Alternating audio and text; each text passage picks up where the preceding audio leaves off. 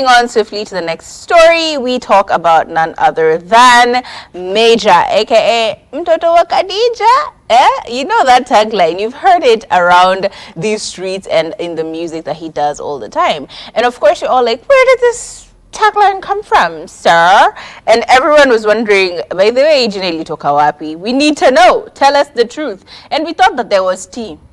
The only tea is that Mejja loves his mom. That's the literal only tea, is that Mejja really loves his mom, because apparently his name is actually Major Nameye Khadija. Khadija is his surname, which is his mother's name, and apparently this became a whole thing. People kept making comments about it because it's a female name and he's a man. So imagine every time you go into a building and they're like, hey, letter ID, you give them the ID, wanasema, hey, unaitwa Khadija, kwani wewe ni, you know, they start asking funny questions. So he said, instead of him actually having to explain himself away every single time someone asks him about this name, why not just throw it into his music and make it his tagline? Like, yeah, Mtoto wa Khadija. So that's what the Khadija is. It's my mother's name. I am literally a child to my mother. And obviously his love for his mother has like become one of those things that is very admirable.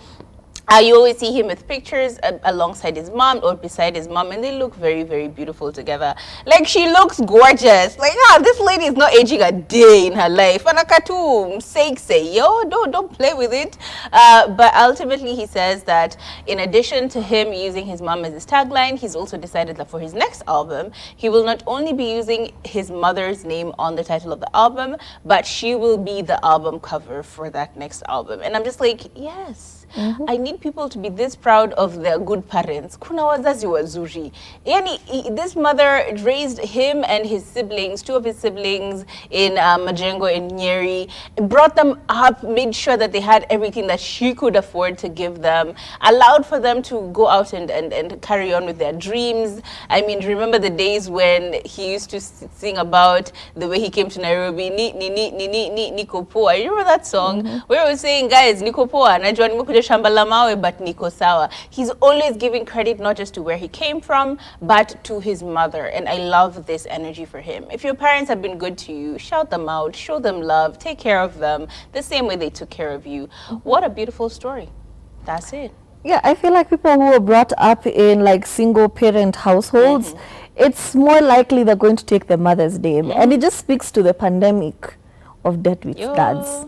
Deadbeat dads, munamuliko hivi. Because how many times have you asked somebody and they're like, my last name is Wamboi, but it's a guy, and you're like, what do you mean your last name is Wamboi? It just speaks to, there's no way I'm going to have you as my name and you were never there for me as a parent. It just doesn't make sense. It doesn't make sense for you to say, for me to say that I am your son and for that to be represented in my name when you are actually not my father. Yeah, I can't be the only one recognizing you. Exactly. It just doesn't make sense. And it goes beyond respect, because yeah, I could respect you, but you were never there. You dipped. So how do you expect me to be called Kamau? And Kamau, I've never seen him. I don't even know how he looks like. So me, I'm just going to be called Wamboi after my mother, who is always there for me. So it kind of makes sense. I kind of get it. I used to question it before until somebody told me, you know what?